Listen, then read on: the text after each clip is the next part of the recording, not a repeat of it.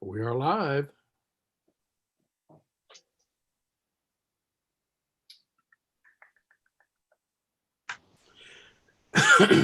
There's Shelley. Yeah.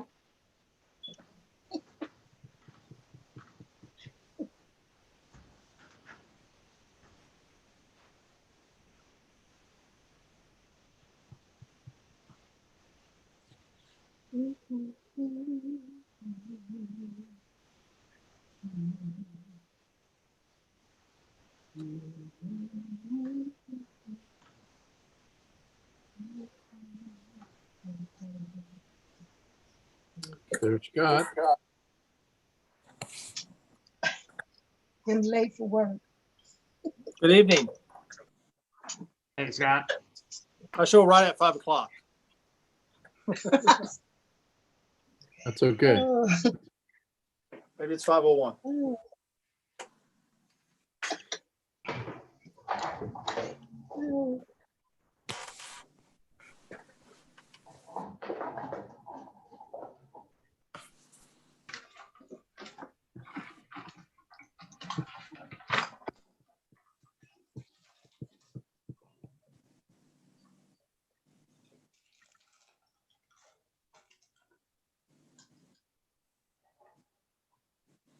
Just a reminder for everyone, the meeting has started. Well, it is past 5 o'clock, so we're going to go ahead and get started. And welcome to our Zoom January 4th, 2021 City Council meeting, the first meeting of 2021. We're going to begin this evening with the invocation, and our City Attorney Eric Cunningham is going to offer the invocation. Let's pray.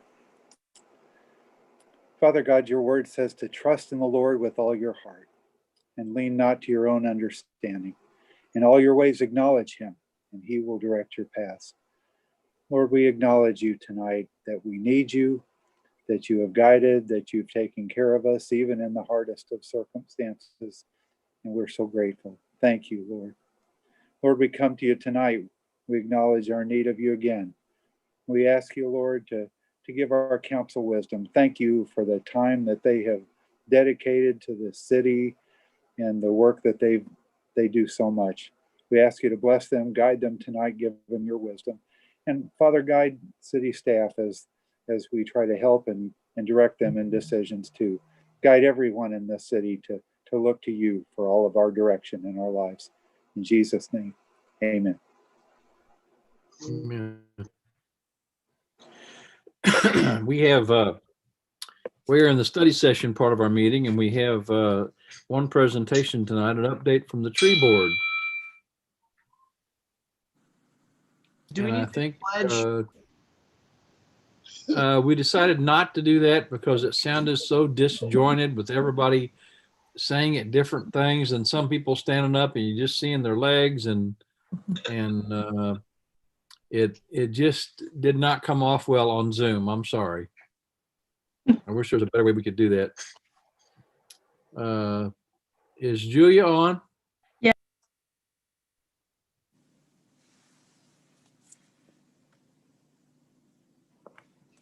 Hi, can anyone hear me? Yes, Yep. we can. All right, let me see if I've got all the technology going here.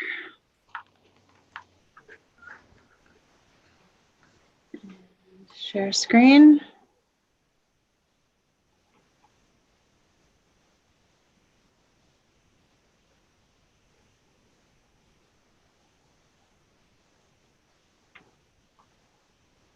All right, Nicolette, do you have the PowerPoint, or does everyone have a copy of the PowerPoint? Yes, ma'am, I'll pull that up. Okay.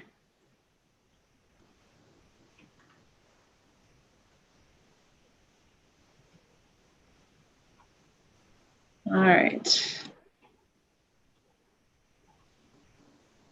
All right, well, we'll go ahead and get started then. I wanted to thank everyone for letting us share information on the Tree Advisory Board. Of course, I am Julia Jones. I'm the Parks and Recreation Director for the city. and sit on the tree board. And I have with me Jennifer Bankin, who is our tree board chairperson. I'll be introducing her shortly. And then I also have our Parks Division Manager, Brock Davis, in the wings, if he's the one that oversees the actual operations of our tree work, along with our Public Works Department, Stan Polovic, who I believe is unable to be at the meeting this evening, and then Andrew Stone with the Streets Department. So we're pretty fortunate in that Cape is a progressive city. If you want to go to the next slide, Nicolette. We've been a tree city now for, I guess we are entering our 21st year. I think we handed out tree board goals and accomplishments as a handout sheet earlier that should give you kind of an overview about Cape's tree board, what our goals and accomplishments are. But we're going to go over them just a little bit more detail. So just to give you an idea, we are one of 110 Tree City USA communities here in Missouri, so we're in very good company. We're probably one of the longest or the oldest at 21 years. Our previous director had his degree in forestry and was an advocate for trees. And of course, Cape Girardeau is absolutely beautiful with many tree canopies all throughout the area, so that it makes our community more beautiful. And just to give you an idea, we have over 44% of Missouri residents live in a Tree City USA. Overall, about $23 million annually is spent on kind of our urban forestry management. It's not just forests out in the forest where nobody can hear if a tree falls. We have an actual urban forestry goals, especially here in Southeast Missouri area. And Jennifer can tell you a little bit more about what she does. And just as an average in 2019, over 37,000 trees, it was estimated, have been planted. So it's a big deal. It may seem kind of small, but it's really a big deal because trees add a lot of value to our community. So of course, one of our goals of Tree City USA is to help cities and towns across America stay green. There's over 34,000 or 3,400 communities across the USA that are Tree City certified. And our main core reason to become certified or to be certified is to create and maintain an authority, which is a tree board, which we have done, and tree ordinances, which is actually under Article 2-trees and shrubs in our Tree City, in our ordinance for city ordinances. So the goal is also to provide for a program that reaches about $2 per capita. And then one of our other main goals is to observe Arbor Day every year, which is always the first Friday in April.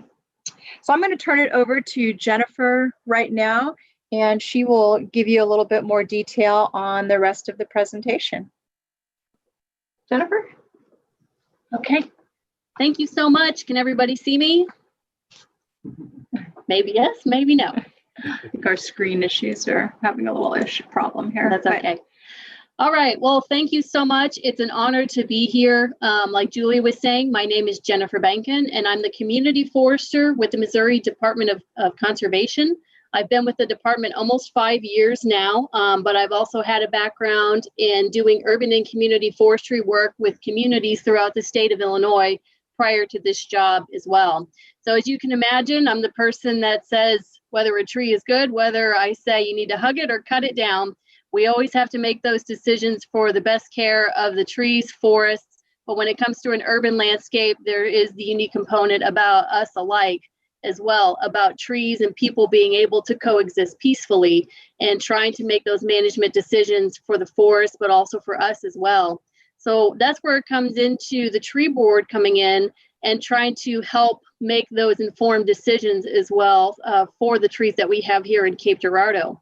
So why do we really want to care about trees? Nicolette, if you could go to the next slide for benefits of urban trees. Thank you so much. Trees are a capital asset that come with any city, park, neighborhood, or community. There are multiple research studies that show about the benefits of trees that we really look at from an environmental standpoint, a social standpoint, and an economical standpoint. And so some of those research studies that have been done really lend to the idea about how trees are good for folks' mental and social health. So it's more than just the aesthetic, and trees are pretty, but there are ways that we can go in and quantify the value of trees that we have here on our urban landscape. Some of the other things that we look at when it comes from a cost-saving measure is trees help decrease those utility costs and increase those property values. From the economic standpoint, you think about how trees serve as that attractant, but they also serve as that element of tourism to try to get people downtown and enjoy the beautification and trying to want to visit the appeals that we have here in Cape Girardeau. When we're looking at some of our other projects, and I know stormwater retention is one big one that comes up quite a bit. If you look about how trees can help mitigate that and also improve that water quality if we can make those care and selections to their best advantage. And really, trees just provide that more balanced natural environment that we have. And they are also home to the wildlife to serve as that corridor for them to be able to move through that wildlife and that habitat, but also how it helps in our lives and our well-being. And so how can we be able to move that forward as the board itself? Next slide, please. Thank you. So some of the purposes that we have of the duties and the responsibility of the tree board, it's really to improve that aesthetic appeal of the city and to maintain those healthy public trees. And as you can imagine, we have quite a diverse landscape between the public works and our street trees. Parks and Recreation comes to our park trees, trees around some of our public buildings as a different example. And so how can we help that develop that tree care and those tree planting plans that we have? The uniqueness that comes also with the tree board is the board consists of constituents from a multitude of backgrounds. So that lends to those multiple perspectives and that knowledge base that we can bring towards the board to try to form that consensus for that comprehensive, informed decision when we're talking about the care and management of the trees that we have in our urban landscape here in Cape Girardeau. And also, we talked about how trees are a capital asset, but just like any investment for any development we have, there is the investment that we also have to put into trees to be able to maintain them. So the example of that was some of the costs that does come from debris removal, tree trimming, tree removal, and leaf litter that we have here in Cape Girardeau. It can run us between $60,000 to $80,000 a year, which seems quite a bit. But when you generate those numbers and you can actually look into an urban landscape to show what trees are actually giving back to the community, the value of them outweighs that. But it's still something that we have to take into consideration about how we're going to be able to allocate those funds and how much we need to use and where we need to be able to use it.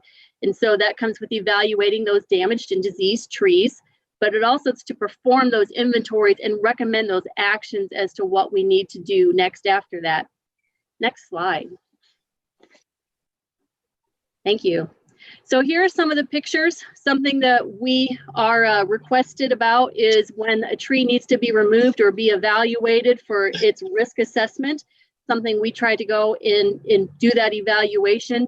Here are a couple examples of a couple pictures we have from some trees that have either outgrown their space or are upheaving a sidewalk, or possibly there's some construction that's going on, or maybe there's been some concern about some damage to the trees or houses or cars or something along those lines.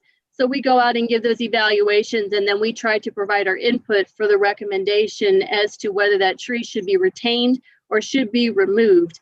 And what are some of the consensus that comes from, again, all those different perspectives and the diversity that we can be able to contribute when we're looking at these trees as a group and trying to make that next step as to what the best thing is to do after that. Next slide. Something else we do as part of the board is we try to provide that education and collaboration. I've already talked about the benefits of trees and how that it can extend to us and the urban landscape that we have.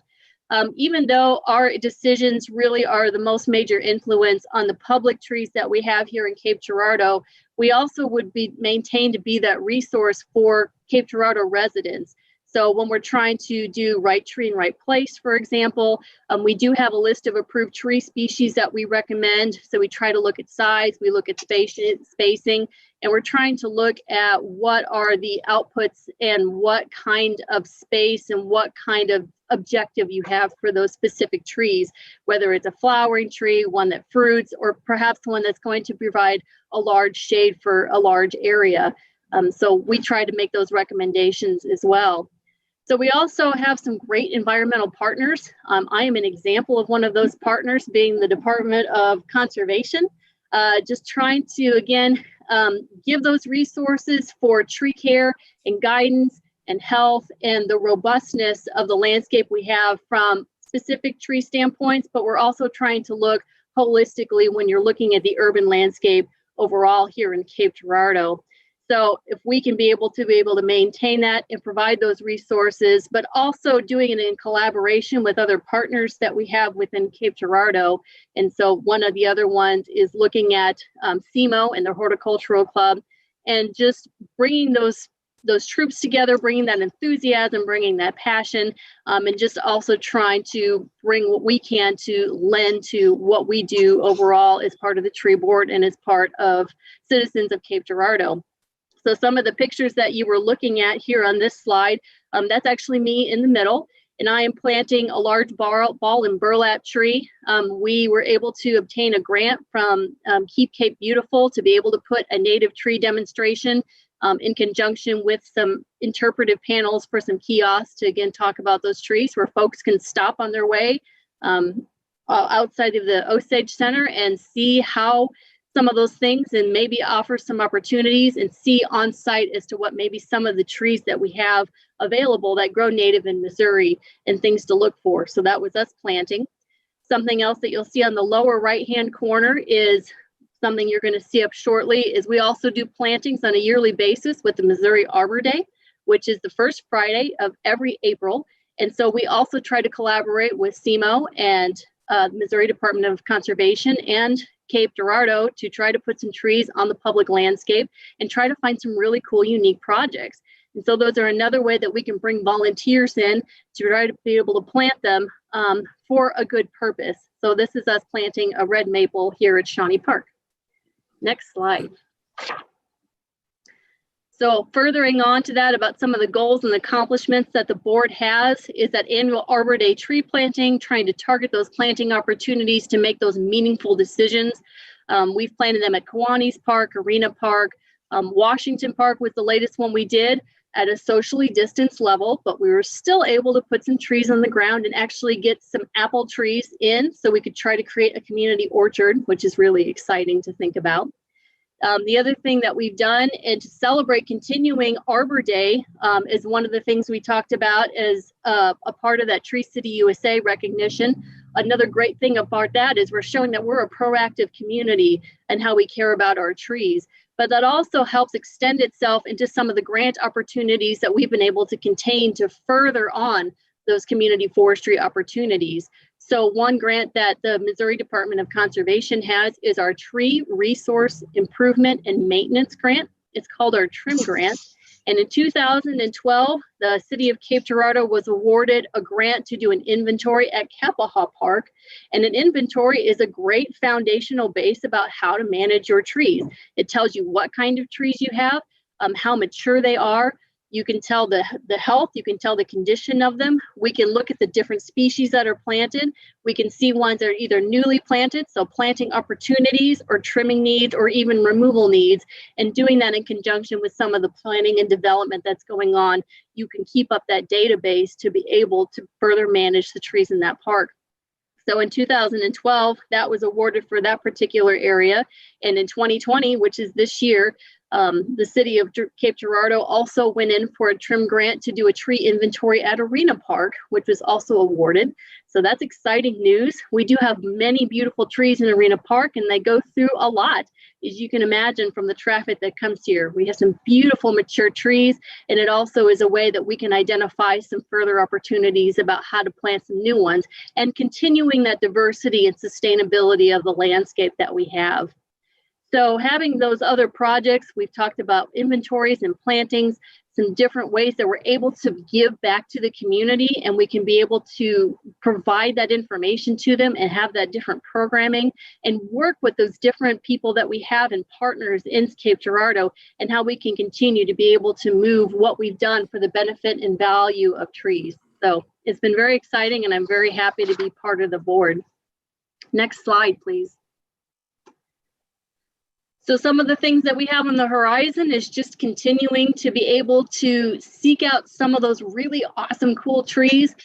Some of the ones that we have, like if you go, for example, we have the state champion beech here in Missouri in Cape Girardeau, which is pretty awesome.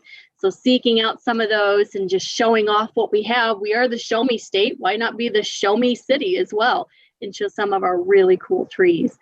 So also, because we've been a Tree City USA for over 20 years, which is pretty phenomenal, how can we continue to further that as well? So one of the things that we hope to do is to be able to continue to work with CMO and seeing if we can move them along in trying to become a Tree Campus USA and trying to do what we can to partner with them as well. Looking at those educational programs for publics and businesses, we've talked about many of them. I'll even put a plug in here. Something I do every year of the Department of Conservation is I provide a winter tree identification program. Being able to identify trees without their leaves on is something tricky to do, but there's some tricks to the trade. I will be doing one at the Nature Center outside at the end of this month. So stay tuned for that as well. And those are other things that we try to do as part of the board. One of the great things that has happened really in the last couple of years is also working with other partners and other people within the city as well. We've had some of the city engineers in planning and development that have come to the board and said, hey, we have some projects coming up. We think they're going to affect some of our trees.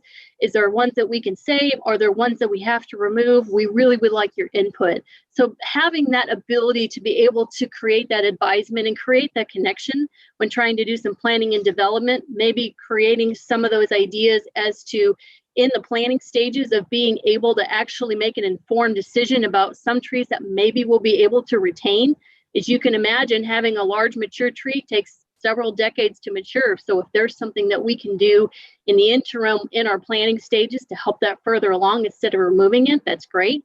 If it has to be removed, what are some opportunities we have to plant back and make a better decision for the next tree and for the next generation of people that are going to value those trees? So we're really excited to be able to have that, and we're really happy about what we've done, and we really just want to continue on our further presence as part of the board and to enhance those public spaces and to continue to encourage those volunteers. Friends of the Park Day is a terrific example that we have here in Cape Girardeau, where we bring many people from all over, and we all try to do our best, and we all put in a little grunt work and a little dirt work, and we can get some good work done on the ground. So if we can do that in our part of the board, then I'm happy to be able to be a part of that. Next slide. So with that, I want to thank you for your time today. Like I said, I'm Jennifer. I'm the chairperson. I have been for about a year or so now. And as you can see from the list of people, we have Dr. Sven Svensson, who's a horticultural professor from SEMO. We have Robert Harris. We have different citizens. We have utilities, we have Parks and Rec, and we have Public Works and Parks and Recreation. And we all get together once every other month to be able to bring these ideas to the ground and see what we can do next. So thank you so much for your time today. If you have any questions, let me know. Otherwise, you can find me at the Southeast Regional Office or contact any of us in the board. Thank you, Jennifer. Appreciate the information. Thank you. Mayor, if I could just add, this is, and thank you, Jennifer and Julia, but this is the first installment of this year's plan to bring you at least one advisory board per month to review what they do and talk about their function, their members, so that helps you kind of know what they're doing and get information from them, as well as try to match up those applicants to the board that makes the most sense. So just wanted to let you know this is the first of a monthly activity that we have planned for you.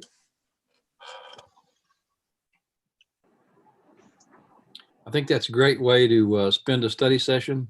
It's and also public information for a lot of people about advisory boards. and hopefully we'll encourage more application to those boards. Thank you. Thank you, Julia. And thank you, Jennifer. Appreciate it very much. Thank you. You're welcome. Thank you. We'll now move on to the next item on the agenda, and that is a proclamation for National Hero Day. Got to get my glasses on. Here's the proclamation. Whereas service to others is a hallmark of the American character and central to how we meet our challenges. And whereas as this unforgettable year moves to a close, consider the people around you that have been heroes to you during this unprecedented time. And whereas if asked to define the word hero, many of us will name the qualities that demand a person rise above. And whereas our heroes may be the first responders who save us from a dangerous situation, they may be a mentor, like a parent or a teacher, a mental health professional, a healthcare worker, postal service worker, a retail store employee, a neighbor, a government official, a coworker, an essential service employee, a small business owner, or a friendly stranger. And whereas through their selflessness and generosity, heroes throughout Cape Girardeau have shown that through volunteerism, we can replace feelings of isolation with understanding and kindness. And whereas our everyday heroes aren't always recognized for their service, whereas December 29th, 2020, we celebrated National Hero Day. Whereas National Hero Day honors people we look up to who inspire us to come together in response to our community's needs during a tumultuous time for many. Whereas I encourage everyone to honor the heroes in your life and celebrate the contributions and deeds of all the real-life heroes in our community. Now, therefore, be it resolved that I, Bob Fox, Mayor of the City of Cape Girardeau, Missouri, do hereby proclaim December 29th, 2020 as National Hero Day, and encourage residents to recognize the positive impact of heroes in our city, to thank those who serve, and find ways to give back to our community. Thank you. As we move into our communication and reports, I ask council to do a little something about heroes in their lives, and I want to start out with this. Dictionary defines hero as a person of distinguished courageability, admired for his or her brave deeds or noble qualities. Heroes really come in many forms, and a person's hero may change over time. They may be a person in uniform, like we mentioned, or a parent, or a relative, or a mentor, or some other influential person in your life. Most rarely get recognized or thanked.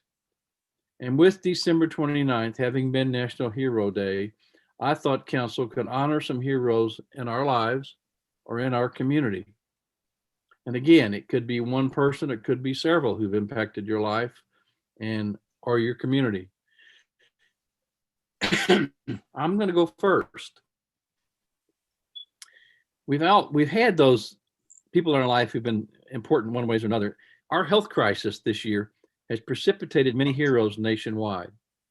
But locally, we have, and I have, my own hero. She is a nurse and has dedicated her life to the interest of public health. She began her career in Southern Illinois after graduating from Murray State in 1976. She eventually became the Assistant Director of Public Health in Cape Girardeau County in 1989. After more than 22 years at that position, upon the retirement of Charlotte Craig, Jane Wernsman was appointed the Director of Cape County Public Health. She is my hero. Her leadership throughout this whole process has been just literally amazing. She's worked nonstop throughout this pandemic for the last 10 months.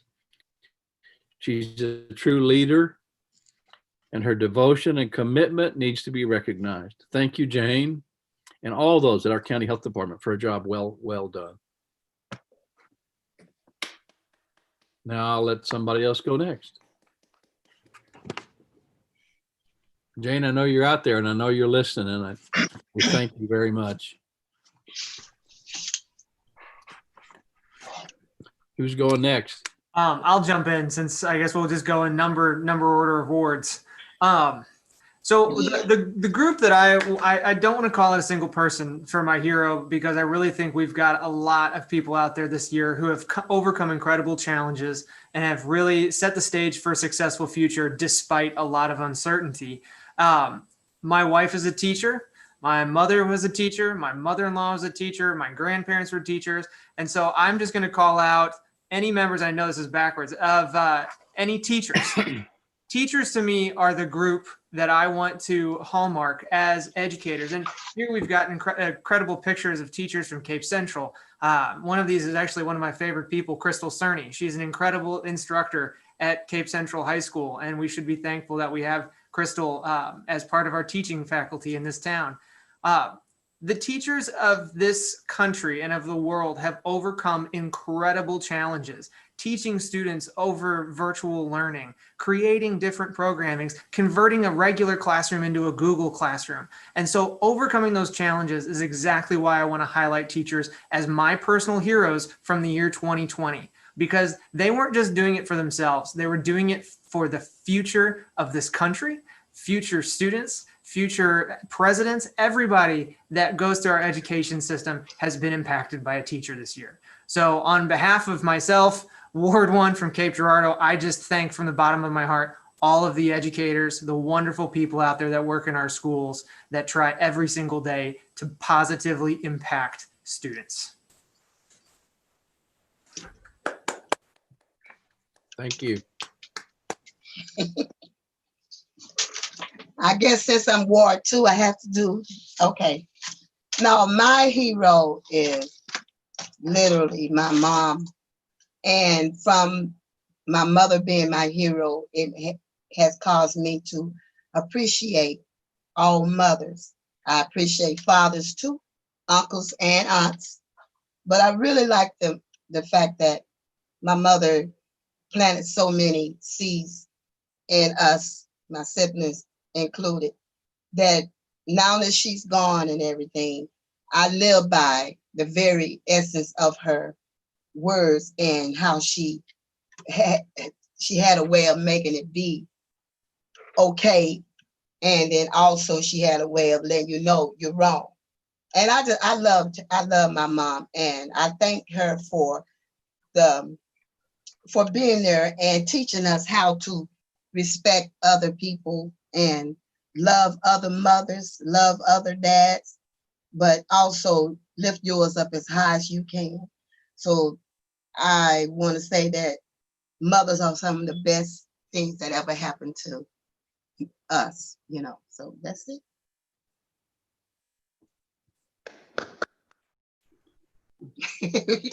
Clap again.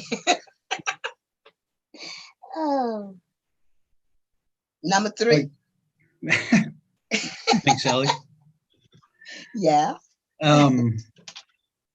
So I guess for my hero, I wanted to, well, the physical toll of this pandemic is well documented, and the strain it's putting on our healthcare system, along with the efforts of those frontline people in the COVID units and the ICUs, and rightfully so. But in addition to that physical toll of the pandemic, I feel like not much spotlight is put onto the psychological, social, emotional, behavioral toll that frankly we as a society and community could be dealing with for years to come. That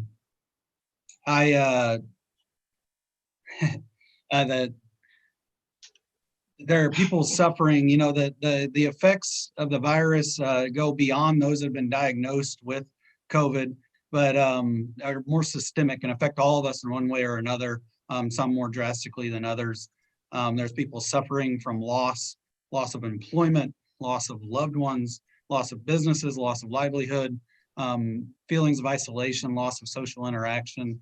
You're coming up on a year potentially for some people of limited interaction. And so that's why I'm thankful for the heroes, all of the mental health professionals and the staff at Gibson Recovery Center in particular.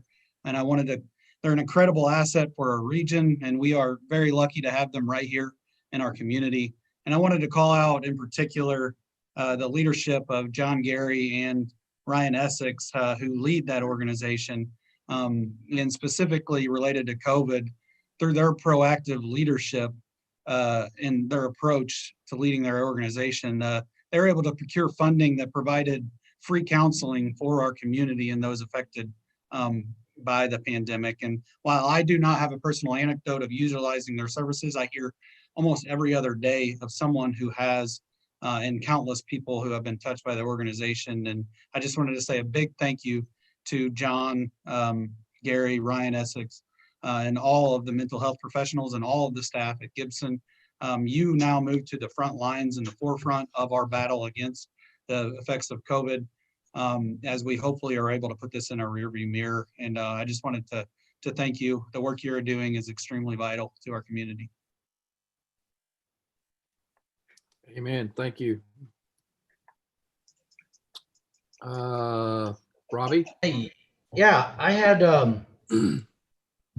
two, and one, and I think it's probably because my daughter started college this year in a pandemic, and I really have seen how well our Southeast Missouri State University has done and keeping the kids safe, getting through the first semester in a pandemic, and everybody at the university. My hat is off to Dr. Vargas and Dr. Skinner and Kendra Skinner and everyone up at the university for taking care of all of those kids and students that come from all parts of the Midwest to get an education here. And it's so vital to us as a city. And I just want to thank them, and they're my hero.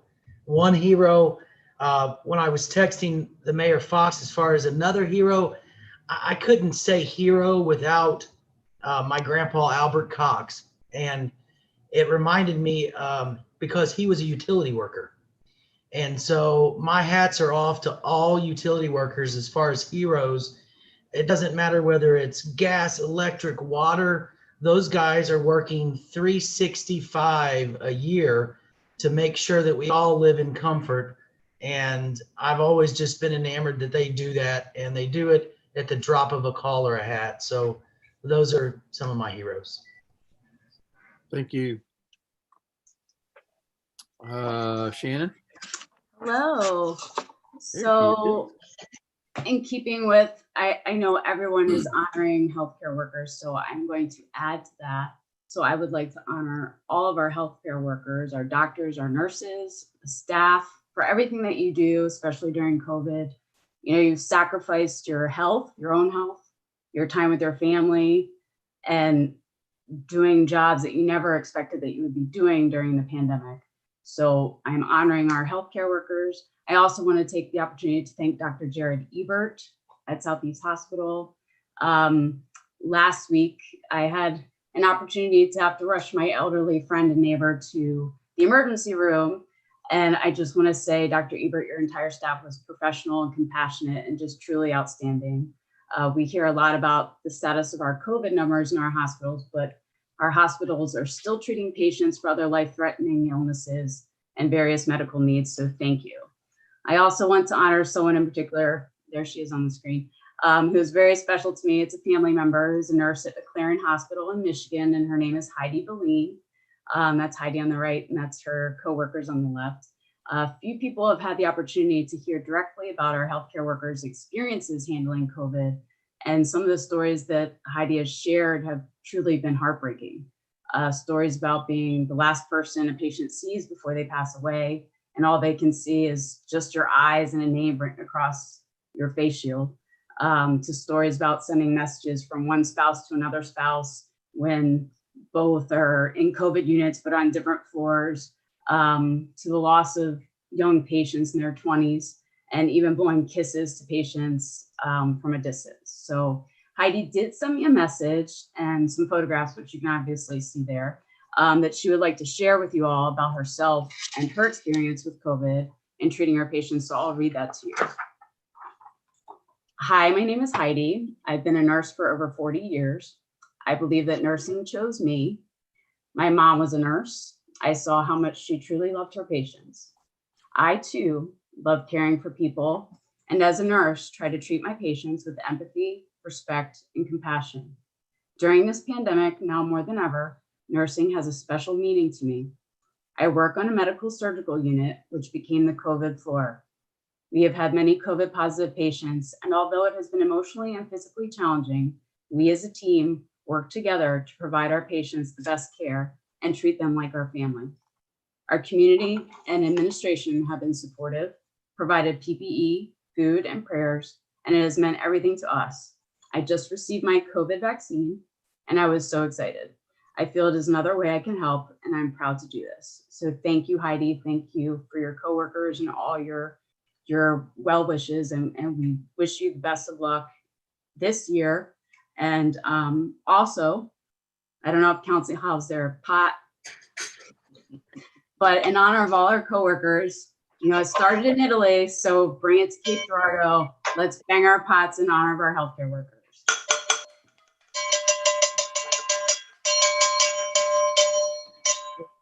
Thank you.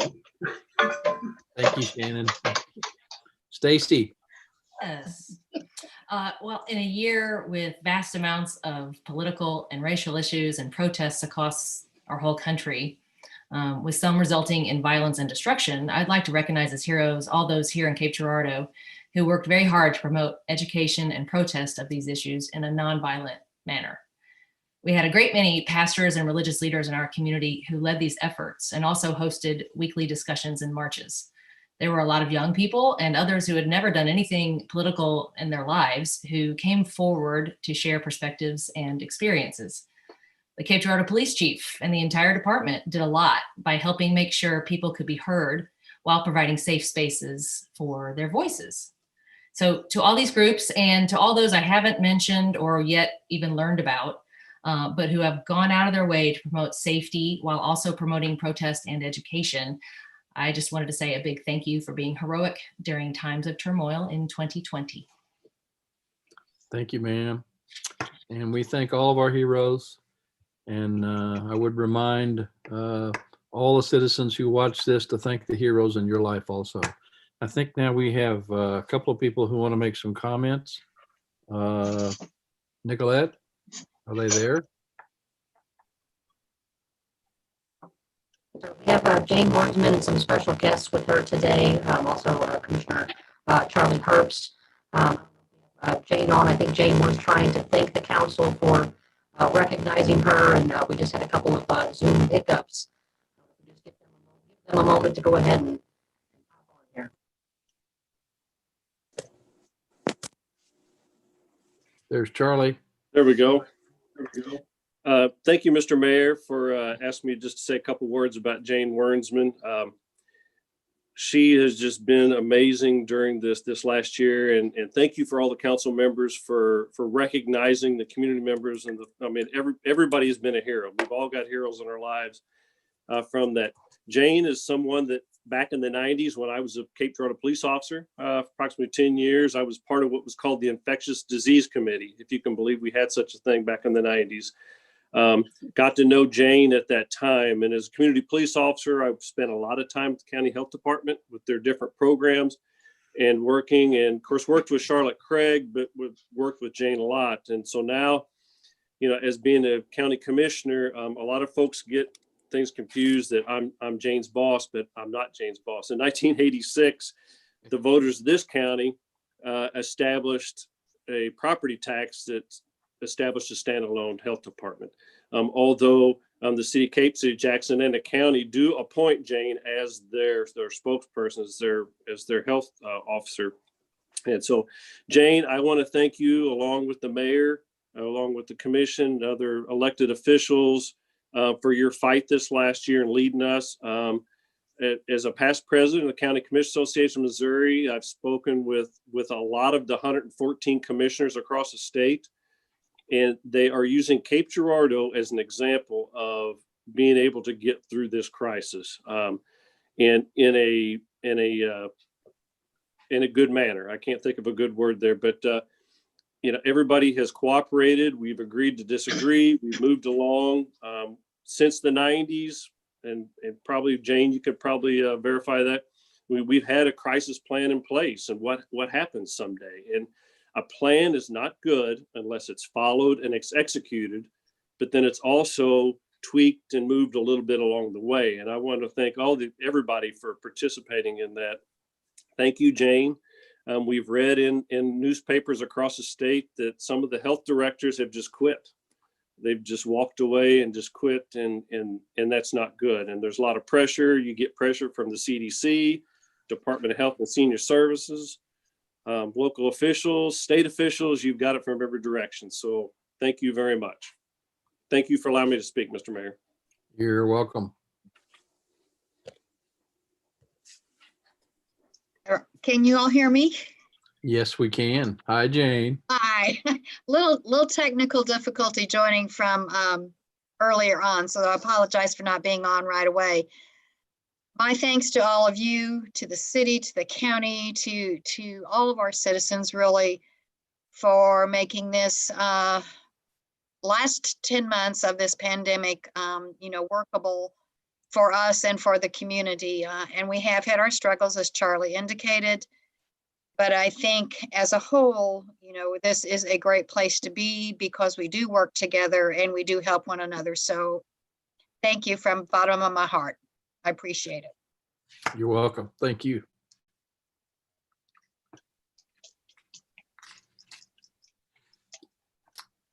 Anybody else?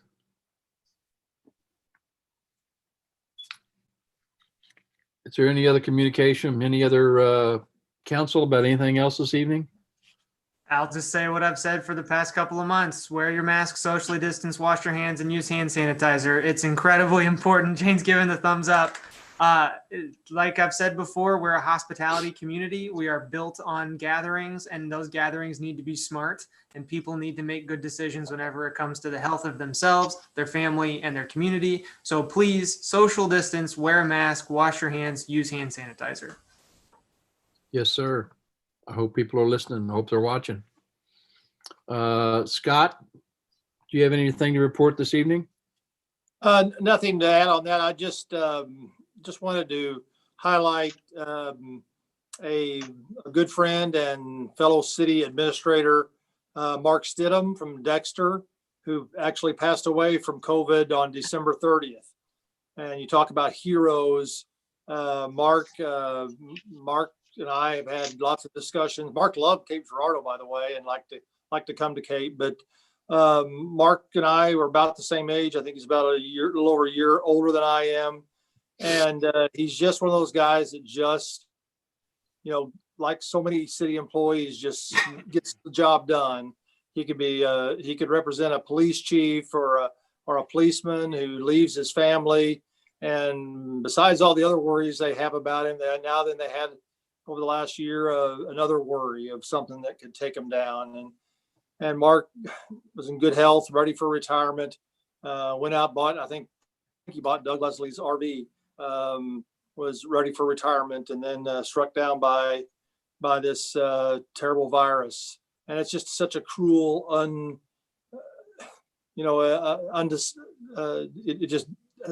no distinction in who it attacks or why it attacks. And so I want to also, for my heroes, of course, is all city employees, for whether it be police, fire, public works, streets, wastewater, water, trash and recycling, our parks folks, our administrative folks, people at the airport, development services, all of them since day one have just kept coming to work in the face of whatever and just did their jobs. And we've been fortunate. We haven't lost anybody like Mark. But say a prayer for Dexter. They've lost their leader, and Mark has been, he's their only city administrator they've ever had. He was appointed in March of 2001. And he's going to be sorely missed.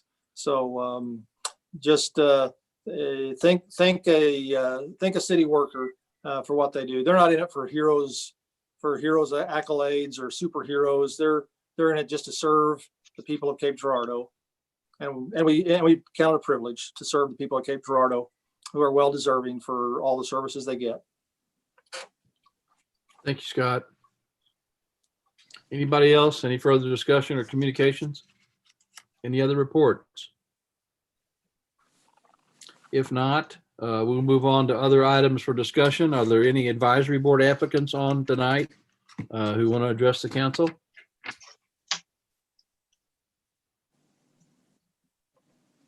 Didn't see any that had pre-registered.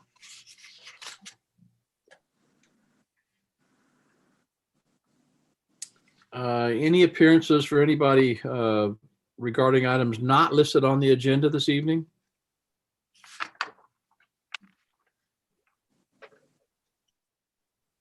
Again, I did not see anybody there. At this point, we'll go right into the agenda review. Scott?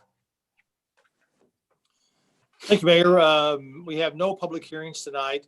On our consent agenda, we have the second and third readings of the change of zoning there on Beaver Creek from R1 to R3 for the second, third reading for the air service promotion and marketing from the Missouri Highway and Transportation Commission, and the second, third reading of the Cape West 17 subdivision.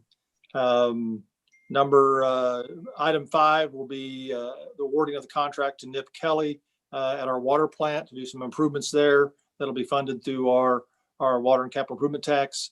And then the acceptance of public improvements to the behavioral health hospital. Are there any of the consent agenda items that you'd like to have removed? If not, we have our new ordinances. The first one is a special warranty deed for Legacy Vacation at 725 Independence. And then 8, 9, and 10 are due to the annexation out at 4178 State Highway K for the Christian Faith Fellowship. This is one that we've been working through and have done the annexation, and now this annexes that land. It zones that land, and then changes the boundaries for ward number 6. So that's 8, 9, and 10. Number 11 is an appropriation of funds related to a study by regarding the Committee for Affordable Technical Education in the city of Cape Girardeau. I think probably have seen some of that information regarding that study and the need for that study to move forward.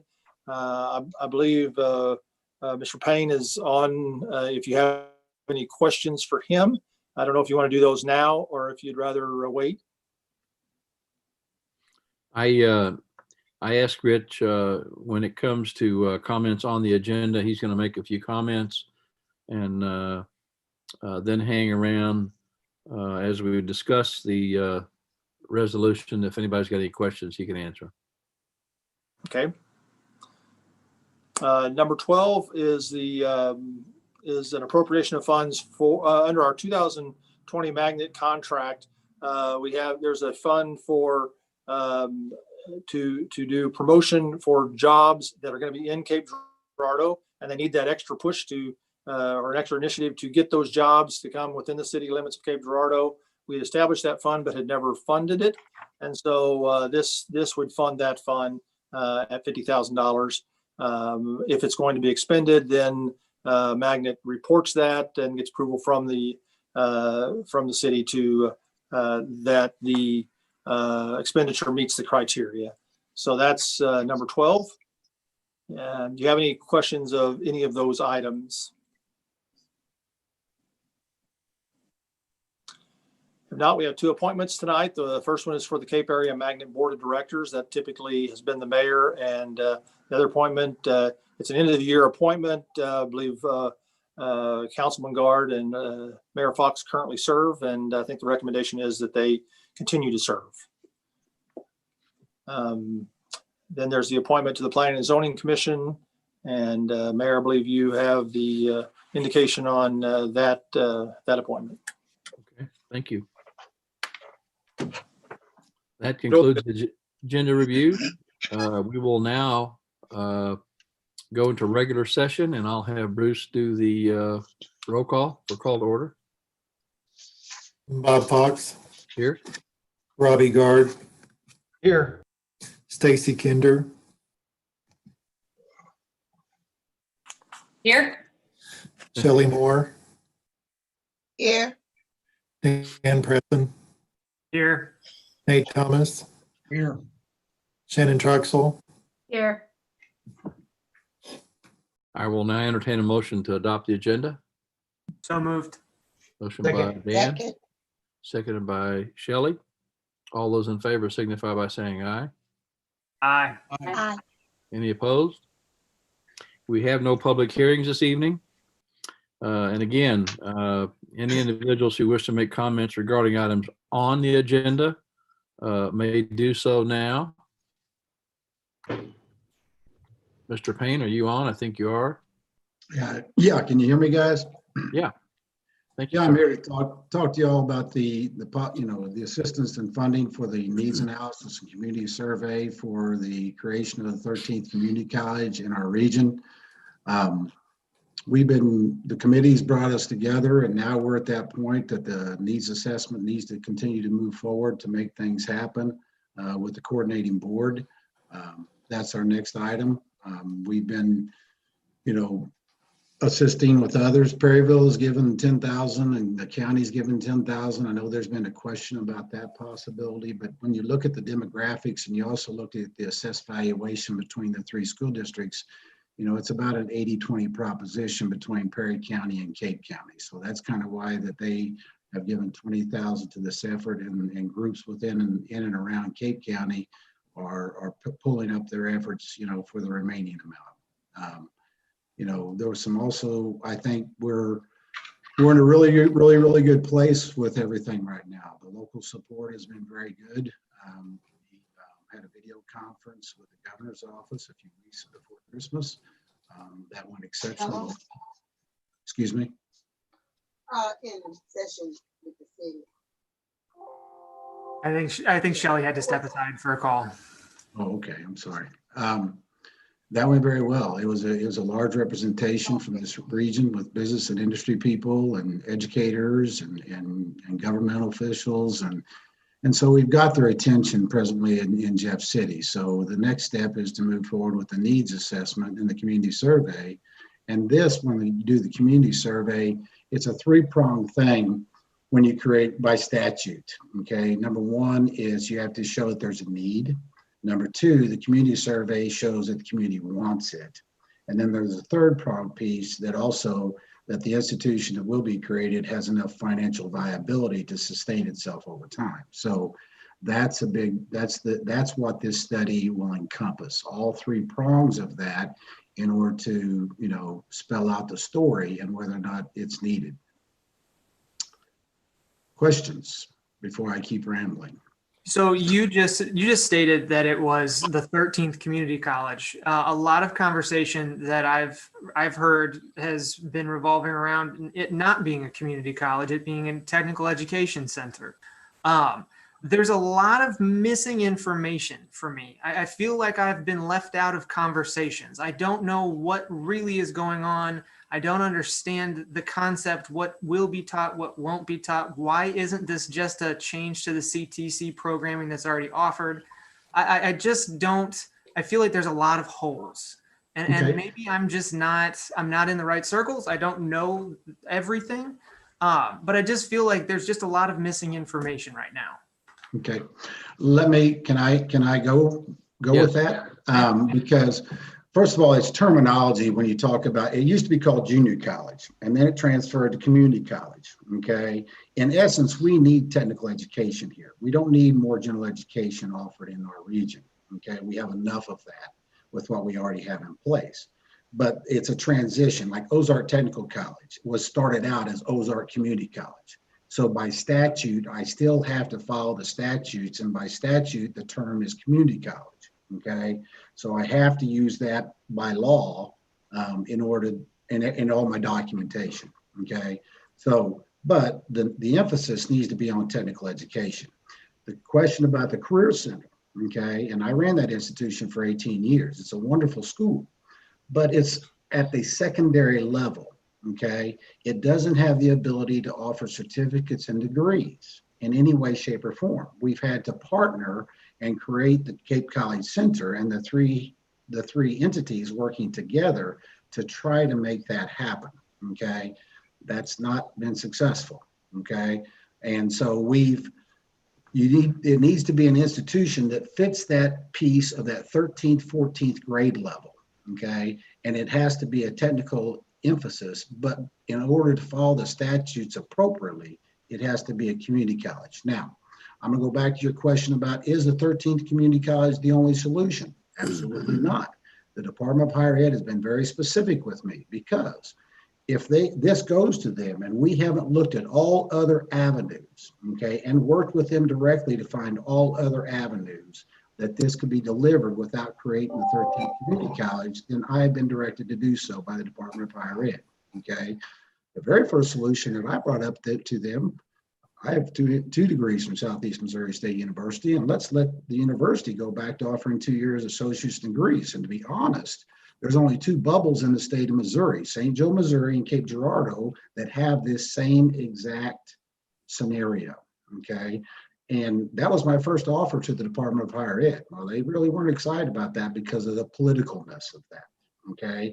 But as we've moved forward with the creation of the 13th community college, we have really got their attention, okay, legislatively, and the departments are all talking, the Department of Economic Development and all those people are all talking about what is the solution that we need to have. Is Middle Area College that solution, and working directly with Southeast?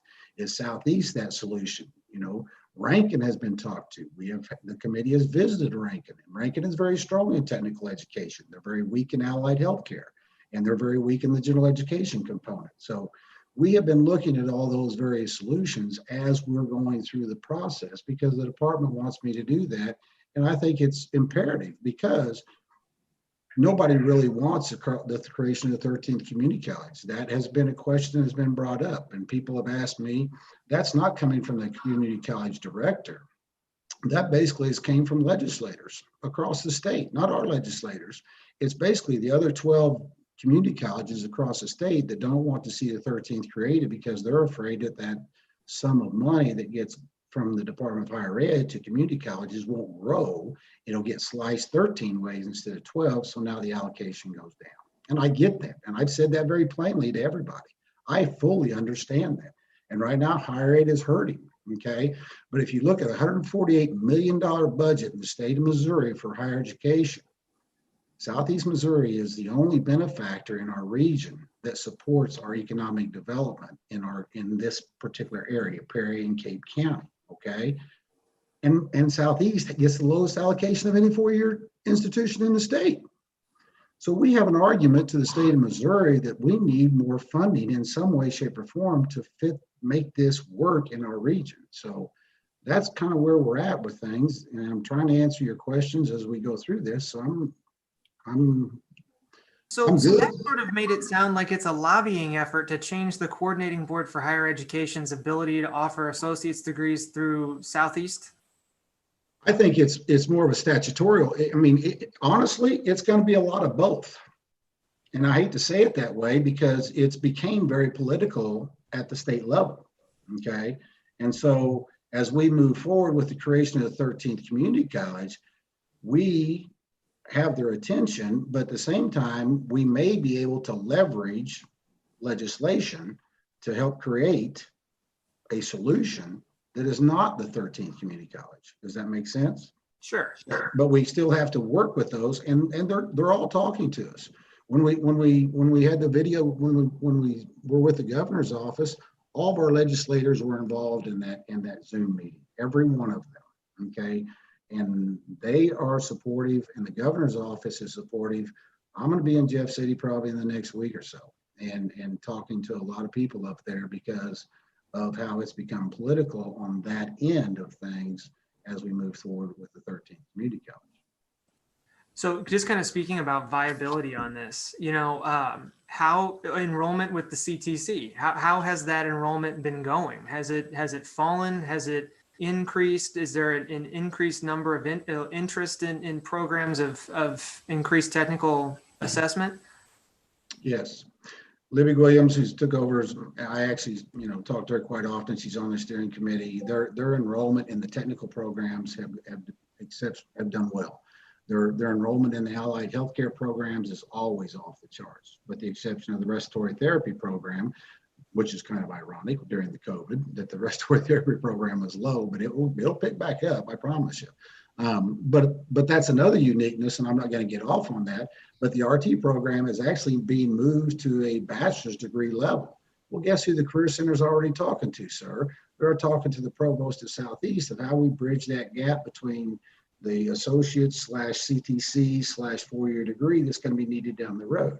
And I think all those things, if we are in control of our own destiny locally, okay, we have the ability to do all those kinds of things and feed each other, so to speak. And I kind of got off on a tangent there with the respiratory therapy thing, but did I answer your question or no? No, I think that makes a good sense, because it would be a good sign, for future viability of an organization if that CTC program is growing. And so if we've got the interest in the region, then there would need to be additional, efforts put forth towards that. Whether or not those additional efforts would be additional CTC programming or something else, that's still the question, I think, in limbo that you're trying to answer. Well, and I think that's a down the road question that the needs analysis will help us answer. And what occupations and what programs do we need to be delivering and create if we don't have them in place? And once again, if we already have a program in place, do we need to increase our capacity in those particular programs, depending on what the needs analysis tells us? So, just so down the road, let's say there does end up being a taxing district established, it does go to voters, it does pass. Can an effort like this sustain in your professional opinion? You've worked in technical education for almost 20 years. I would say OTC is my example. OTC started in 1990 with a 10% tax levy, okay? And they got the organization started. Okay, now since then, okay, they've had to increase, had a 5-cent capital, okay, and then down the road they had another 5-cent capital. Now, one of the things that OTC has done as they've expanded, if you're not familiar with over there, they've expanded into 13 school districts now in that community college. It encompasses the entire, pretty much southwest portion of the state, okay? When they annex them in, they annex in them at 15 cents. So OTC will tell you they wish they had more state funds, just like everybody else in higher ed would tell you that they wish they had. But with that 15 cents, they have enough profit. They have enough property tax viability because the revenue is not in property tax. Property taxes for community colleges are basically anywhere from 4 to 8% of their revenue. Okay, the revenue stream comes from tuition and other things. And I think that's the other thing that a lot of people forget about, in my professional opinion. If we create a community college or some entity that is that community college, technical college, whatever you want to term it, okay, we now open up a bigger funding stream to the federal level, okay, to help all of us grow in those particular programs, because the federal level is really pumping money into technical education in a big, big way because of our service industry that we have. So Ozark is general education coursework, don't they? Yes, sir, they do. Okay, so Ozark Tech does teach general education coursework. So in those school districts, are they teaching like EN 100 English, just basic English and everything? Dual credit stuff. I would imagine so. They're doing dual credit, and that's one of those things, that as we talk with, that needs to be a real thin line because of Southeast and dual credit, and who does dual credit and who does it in the schools and who does what, when, where, and why. And I think those things are all still viable because we can feed each other now, because those technical programs feed into all those programs at the Polytech building. Okay, they feed into it big time. The other thing that, as I've been working on this thing, I was challenged to call up to Moberly and talk to them. And I actually called Moberly as an extension campus now in Columbia, okay? And I talked to the person who happens to be a former career director that is a colleague of mine. And I talked to them at length about how's it going and everything and this and that. And she said, Rich, it's going great. She said, and I said, well, how's MU with this? And they said, well, Rich, they asked us to come here. And now we are feeding them a whole nother marketplace of kids. And the other thing is all those kids can now use their A+ money if they want to go to Moberly, all right? And then they can come to MU. What they found is those students have a better persistence to graduation rate than any other students because they've already gone through that piece. They're coming over, and plus they've taken the financial piece and kind of put it in their back pocket. So now they can focus on their academic work and where they need to be, and maybe not 3 part-time jobs and mom and dad and student loans and those kinds of things. So it's an advantage there. And I said to her, and I think Dr. Vargas may have already talked to Dr. Chow at MU, but I said to this person, I said, would you call Dr. Vargas? And he said, absolutely not, but I'll have Dr. Chow call Dr. Vargas, because he meets with us quarterly now. They've even created a track that students are enrolled at residence at MU, but they're enrolled in certain coursework on the Moberly campus and certain coursework that they're deficient at MU. So I think there's an advantage to feed each other if we create the system. You know, the only issue that I have with that is those are great programs between OTC and Missouri State, and between Moberly and Mizzou. I mean, there's a lot of really interesting programs that they've been able to create, but we're talking about the third and the fourth largest metropolitan areas in the state. I mean, Springfield Metropolitan Statistical Area has got 500,000 people. Our metropolitan statistical area has 97,000. And so looking at the numbers and the trends of students that are graduating from high school over the next 10 years, there's not a lot of high school graduates. And so I'm just questioning, you know, whether or not, I really just worry that this would be a taxpayer burden.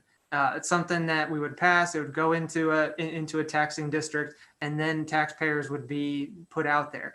But then again, I'm still confused as to what it is that's actually going to be the result of this. Is it a technical education center? Is it a community college? Is it a lobbying effort? I guess there's still a lot of variables at play.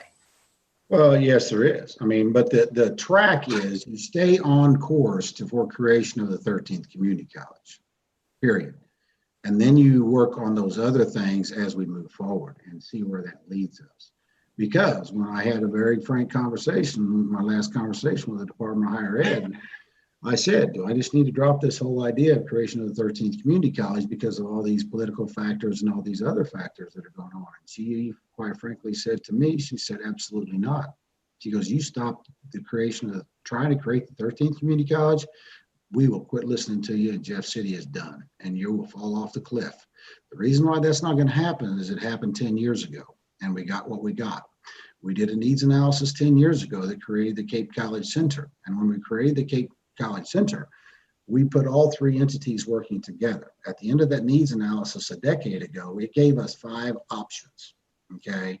One of them was everybody working together. One of those 5 options was creation of our own community college.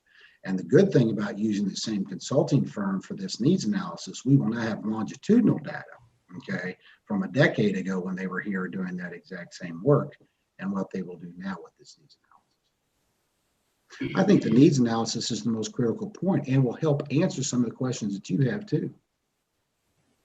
Who chipped in for that first needs analysis 10 years ago? It was a lot of business people. Mr. Payne, I have a couple questions. Thank you so much for coming here tonight and dealing with all of our crazy questions that we have. I know that in the article in the Southeast Missourian that was published on December 15th, that the location of this community college or technical school was going to be Cape Girardeau / Perryville.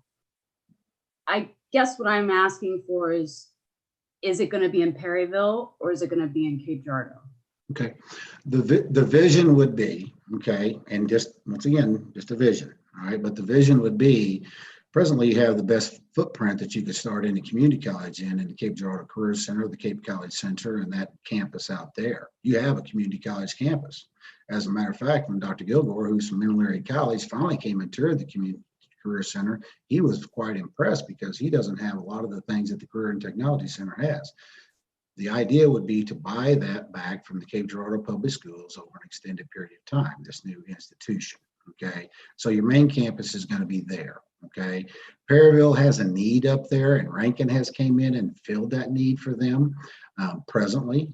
The only downside to Rankin is it costs about 3 times as much as a public institution would cost for a student to take a technical education program.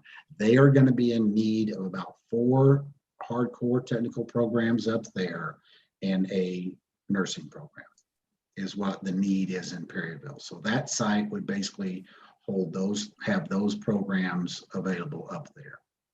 Okay, That's so the- basically what you're saying is a new structure in Perryville, but using our existing facility at the CTC to build up programming? Yes. Okay. Yes. Thank you for answering that question. My next question is, if you cannot get the appropriated 98,000, et cetera, funds, where do you plan on obtaining the rest of that money? I'll just start begging. I mean, seriously, I'm not begging, but I will go to, some of our business community and some of the others and ask them to write checks, and I think we have enough support. Some of those people that were in on the Zoom call with the governor's office, if we get in a position that's where we're at, then that's where we're at. Now, I'm gonna put a little caveat to that. I think one of the biggest signals that we can send to Jeff City as a whole is that we support this effort, because we have Perryville, Jackson's voting on it tonight also. So if we have Perryville, Cape, and Jackson City government put in the pot, we have county government put in the pot, we have the Industrial Development Authority that has already pledged $30,000 in a match towards this. Okay, so now that particular group is giving to that, which shows strength again in numbers and in individuals that are involved. And then, I'm going to make a presentation to Magnet, and I've also talked to several of our manufacturers in the region about their companies contributing. And if that's, if I run into a situation that we need that, I feel strongly that the needs analysis needs to be done in order to define where we need to go, what we need to do, and whether or not we end up with the 13th or another solution. It provides us specific evidence to Jeff City that there is a need here, and here is the need, and it's in this specific area. Thank This you. is just a random offshoot question from that. So why would Perryville get the nursing program when Cape's got the two major hospitals? Oh, we're gonna have one too. Okay. I mean, So you there guys we go. all, you guys just all talked about medical heroes. My goodness. If you don't know, we don't need nurses in this community, even with the two hospitals that we have, and we're fixing to open two new facilities. They're gonna employ 400 plus people, and they're not gonna pull from every one of those other organizations. Their RNs, their LPNs, their techs, their cert, all those entities. And that's what a community college and a technical school provides, is those technical programs. And the College of Nursing has a great program, but once again, that's a private institution, not a public institution. Go get the timer and ding it. And then I just have one more question. You say that the CID is going to match with $30,000. Who are they matching? They're matching any of the others that we get to contribute. And since Okay. said that it would be in competition with, so Hey, Bruce, you're on there we go. Okay. And then just one comment. I mean, I support what you're doing. I applaud your effort to get something like this moving. My concern, especially representing my constituents, is how can we allocate funds for this survey to go through when we actually have an existing CTC center that serves our community? It's hard to get our citizens to be on board with that when we actually have a structure in place. So if you're assuring that the programming would be built up in a way to benefit at that existing facility, I can see that you can have a lot of support for it. I'm not sure about the dollar amount, but I just want to make that comment, just so you know, where I'm hearing back and forth from people in my ward, that's their concern. So that's where we're private. Well, the Career Center will stay intact for the secondary programs. That model is already in place. Jeffco at Hillsborough has a Career Center underneath the community college umbrella. State Fair and Sedalia has community college so those programs stay intact. You just build it out with those programs, and you also allow more opportunity, more capacity on the post-secondary side for those programs. Okay, thank you. So the CTC would still exist, just it would be with amended programming. Well, it could be a feeder program for the The programming doesn't need to change. The programming just, because like at OTC, And even at the Career Center, this happens. Okay, most people don't realize this, but there are adults co-enrolled with secondary kids that are taking the exact same programs. The only problem is the secondary kids take okay, because it's a DESE organization, it's a secondary emphasis. So the secondary population gets first. We backfilled with adults in certain programs, but in certain programs, no adults can get in because there's too many secondary students that want in. Couldn't we just add more programs, more sections? You can. The only difference in career ed versus general education, in general education, you just roll out the desk and put a textbook in front of them and take off. Okay. But in the career ed world, you've got to have enough welding machines. You've got to have enough car lifts. And that equipment is expensive and big dollar stuff. Okay. But with the community college and the career center, you have what is called the enhancement grants. Okay. And enhancement grants, you can actually write and you can get, you kind of threw me off with that screen thing. I'm sorry. You can get, we can buy equipment at the career center and the community colleges can buy equipment at 25 cents on the dollar. Okay. That's how you build them out, but you have to have the infrastructure to do so. Okay. The career center, even though it's grown 3 times in my time, and even since then it's grown, it's at capacity. There's only one program that's been eliminated that had a space, and that space was taken up then by the industrial arts program from the Central High School in order to create another welding program out there, because they've had to create 2 sections of welding because we can't keep up with that demand. And correct me if I'm wrong, Rich, but can you confirm that a lot of these questions, these preliminary questions that are being asked, are exactly why the needs study needs to be done? That's what it's going to determine, is whether our current resources and whatnot are adequate or not, and how they might be adapted to meet such need? Yes. And we don't take anything off the table, because I agree with all of you. If there's not a need to tax anybody, okay, and we can make this work, and Jeff City will help us make this work and not have to tax, okay, I'm good with that. But at the same time, right now, with the assessed valuation between the 3 school districts over $1.5 billion by statute, we can only ask for 10 cents on 100. So that's the max that we can ask for, because those 3 districts eclipse, it's a gliding scale in the statutes.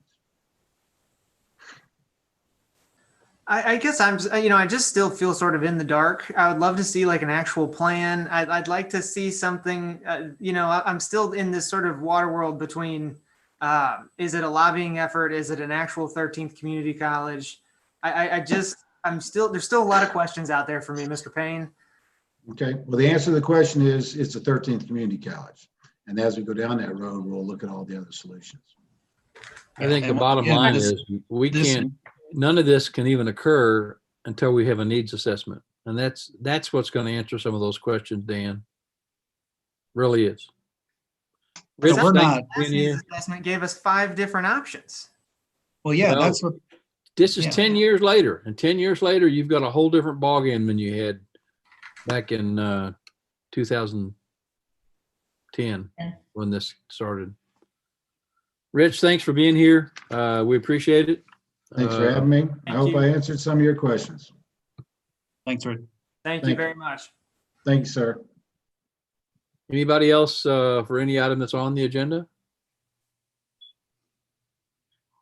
If not, we'll move right in the consent agenda. Eric?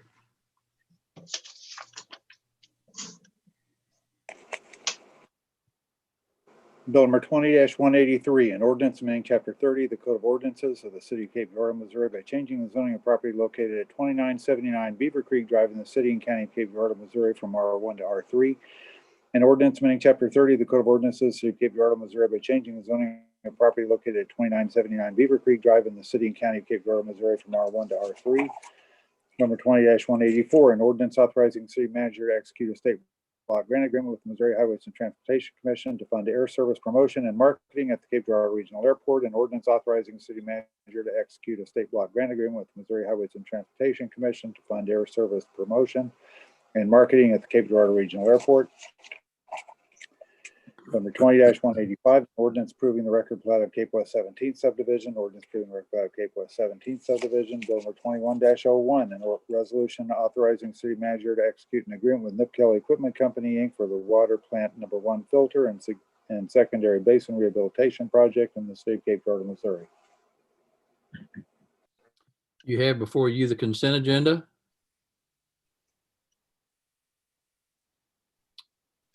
So moved. Second. Motion by Robbie. Do I hear a second? Second. Second by Nate. Any discussion on the consent agenda? If not, all those in favor signify by saying aye. Aye. Aye. Any opposed? That motion carries. We have a few new ordinances this evening. The first is Bill 21-02, an ordinance authorizing the mayor to execute a special warranty deed to Legacy Vacations LLC for property located at 725 Independence Street in the city of Cape Girardeau, Missouri. So moved. Second. Motion by Dan, second by Nate. Any discussion? If not, all those in favor signify by saying aye. Aye. Any opposed? That motion carries. Bill number 21-03, an ordinance annexing land to the city limits of Cape Girardeau, Missouri, located at 4178 State Highway K upon the request of Christian Faith Fellowship. So moved. Second. Motion by Dan, second by Robbie. Any discussion? If not, all those in favor signify by saying aye. Aye. Aye. Any opposed? That motion carries. Bill number 21-04, an ordinance amending Chapter 30 of the Code of Ordinances in the city of Cape Girardeau, Missouri by zoning newly annexed property located at 4178 State Highway K as C2 Highway Commercial District. So moved. Motion by Second. Dan, second by Nate. Any discussion? If not, all those in favor signify by saying aye. Aye. Aye. Any opposed? That motion carries. And the last to deal with that property, Bill number 21-05, an ordinance extending the boundaries of Ward 6 to include property newly annexed into the city limits of Cape Girardeau, Missouri. So moved. Motion by Stacy, because her ward just got bigger. Word Do I hear a 6. second? Throw it in. Who gave the second? Shannon. Shannon. Thank you. Any discussion? If not, all those in favor signify by saying aye. Aye. Aye. Any opposed? That motion carries. Bill number 21-06, an ordinance appropriating funds related to the Committee for Affordable Technical Education in the city of Cape Girardeau, Missouri. So moved. Motion by Second. Robbie, Second. second by Shelley. Any That's more right. discussion? Yes, I'd like to make a motion to amend the amount from 20,000 to 10,000. We I'll have, second that. do I hear a second? I'll second that. We have a motion to amend the amount from 20,000 to 10,000. Any discussion? Purpose. The city, I'm sorry. On the amendment, The city of Perryville is putting in 10,000. I think it seems appropriate. any other discussion? I would argue that it would, you take the proportionality of the size of city, the size of workforce jobs that this would support, it isn't apples to apples to just say we're putting in the same as Perryville, as a much bigger metropolitan area with much bigger employers and employment base. I think it would behoove us to put forward the amount, an appropriate amount of the 20,000 versus 10. But Nate, we don't Agreed. even know what we're getting. Like that's what there's not a written plan about. That's my whole question about all of We're this. getting a needs assessment. I don't know how much we're getting a needs assessment. That's exactly what we're getting to figure out a bunch of those questions you've got. Well, if we put forth an additional 10, that would contribute $30,000 total, which is what he needs is for the match for the 30,000 from the, I forget the title of the entity. So he's now up to 60 and needing to raise 40 more. And it sounded like it's being considered in Jackson right now, which would be interesting to hear. And there's some, I guess the last time it was totally funded by private entities, correct? Is that what he stated? That's what he said. Yeah. So, I agree with the idea that it really looks good on paper to the legislature and to the governor and to the coordinating board for higher education if the local entities support it. And I also agree with Nate that Cape Girardeau is, the city itself is more than twice as big as Perryville and Perry County together. So why wouldn't we commit more? We also have the biggest budget of all the people that'll be contributing to this. So yeah, I mean, that chunk of our budget is significantly less percentage-wise than the chunk that is put forward percentage-wise by Perryville. And and sorry if I interrupted you, Mayor, but to talk to Dan's point about we don't know what we're getting. What we do know is we have, if you talk to any of our major employers in our area, they struggle with workforce recruitment and training significantly. And this provides an opportunity, if so determined by the needs assessment, to provide the resources and the mechanisms with which to help meet that need so we can help retain our current largest employers, yet also recruit employees into our areas to establish that workforce that they need for manufacturing, for healthcare, et cetera, because they are going elsewhere to other educational opportunities, and then they may or may not come back. And we, as Cape Girardeau, if they come here for training as a destination, and this is all potential, that's why we're funding the study, but you talk about the potential of it, they come to Cape, if they come to Perryville even, we get hung up on the location of Perryville versus Cape. I grew up in Perryville. Guess where everybody in Perryville comes to do anything, to work, to do internships, to shop, to eat, to everything is in Cape. And if they're going to come to the Southeast Missouri area versus Lynn or Springfield, and they fall in love, they're going to fall in love with Cape. And that's where the workforce opportunities are going to be. So I see it as a huge potential positive. If we do this needs assessment and it is determined that there is an unmet need, it could be a potential huge benefit to our area specifically. Go ahead, Stacey. If we're putting forth 10 tonight, it sounds like he would still, have many more people to talk to raise the additional funds. Might end up coming back to the city if he needs to get it over the last hurdle for the funding. So this isn't I'm not seeing this as any kind of no or hurdle for him to, this is funding from the city of Cape and from our taxpayers. When the coordinating board looks at this and says, well, yeah, your biggest city and your biggest metro area down there gave what the little cities gave. That, to me, it doesn't compute. Do we know they're saying that? No, I think that's the way it's going to look. It looks like, well, Cape just did this because they did it. I don't know whether they want this or not. I guess the first time the cities weren't even included in this. Right. That's right. And that's probably why it didn't go anywhere the first time. It did go somewhere. We have the CCC. That's what's created that, correct? Yeah. So Stacy, you're saying you're okay with the 20, but only if he comes back and needs 10 more? No, I'd prefer to give 10 now. That's what the most I'm comfortable with right now. And why 10 versus 20? Because it's less money. And to me, I hear what you're saying, your previous argument. When I think of $20,000 that the city could use, I tend to think of, well, that's a part-time employee in our development services or public works or something. So that's kind of how I weigh spending $20,000. The city can use $20,000 somewhere very effectively. And there's a competition, for what we're going to allocate $20,000 for. So I don't tend to think of it at all in terms of, oh, this is nothing. This is such a small part of our budget. Sure, we'll just hand out $20,000 because we're asked for $20,000 all the time.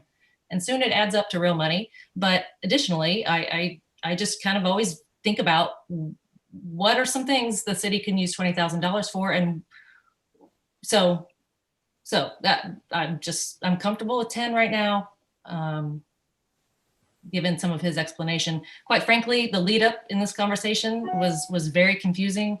I'm not super happy with how this whole thing has been unfolded, but Mr. Payne answered some questions. It's a pretty confusing topic, I will say. So I'm comfortable with 10. Any more discussion? I just want to say that I don't think doing $10,000 is going to show a lack of support. I think it does show support. I think he has an opportunity to gain support from multiple locations.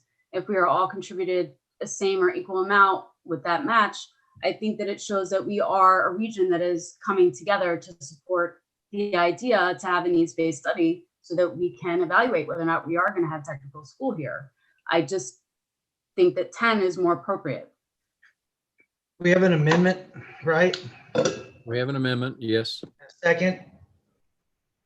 We already did that. We're having discussion. I If there's know. no further discussion, all those in favor of the amendment, say aye. Aye. Okay. All those opposed to the amendment, say nay. Aye. Nay. Nay. Nay. Shelley, did you vote? Yeah, I did. I It didn't was see an you aye. vote. I would Pardon? suggest roll call. We'll have a roll call vote. Bob Fox, Nay against the amendment. Robbie Guard, Nay. Stacy Kinder, Aye. Shelley Moore, Oh, so we changing it from being 20,000 to 10,000. This is what we voted on. Yes. And he needed more than that, according to what he was telling us earlier, right? He needs 96. Yes. Oh, my God. Nay. Wait a minute. Well, that was the amendment, right? This is for the We're amendment. voting on the Nay. amendment. Oh, He okay. voted nay. Nay. Yeah, nay on the amendment. Yeah. Dan Preston, Aye on the amendment. Nate Thomas, Nay. Shannon Truxell, Aye on the amendment.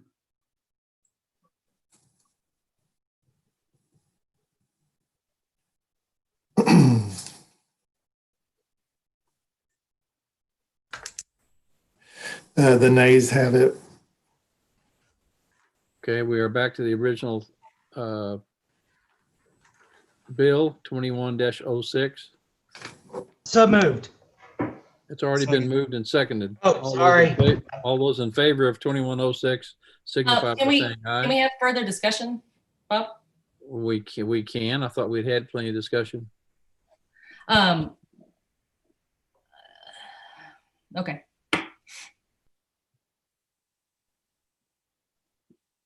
Go ahead. No, never mind. Mayor, are we doing roll call? Yes.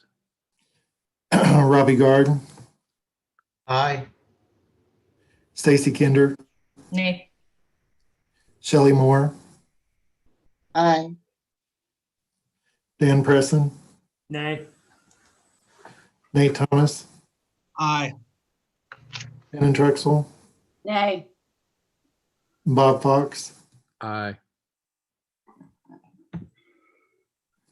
The ayes have it. Bill number 21-07, an ordinance appropriating funds related to the 2020 magnet contract for the fiscal year ending June 30th, 2021, in the city of Cape Charlotte, Missouri. So moved.